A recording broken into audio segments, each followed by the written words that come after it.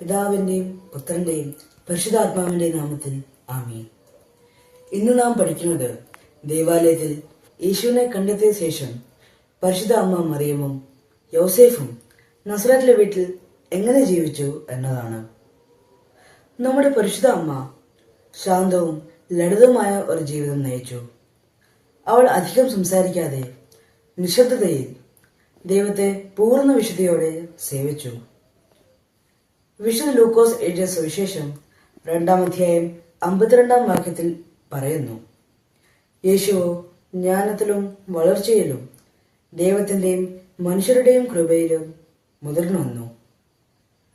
പരിശുദ്ധ അമ്മയുടെ നസറത്തിലെ ഈ മറഞ്ഞിരിക്കുന്ന ജീവിതം നമ്മെ വലിയ പാഠം പഠിപ്പിക്കുന്നു.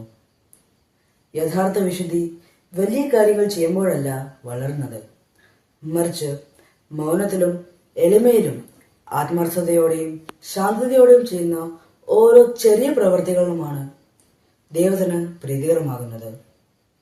ദിവസവും കുറച്ചു സമയമെങ്കിലും ദൈവത്തോടുള്ള നമ്മുടെ ബന്ധത്തിനായി നമുക്ക് മാറ്റിവെക്കാം.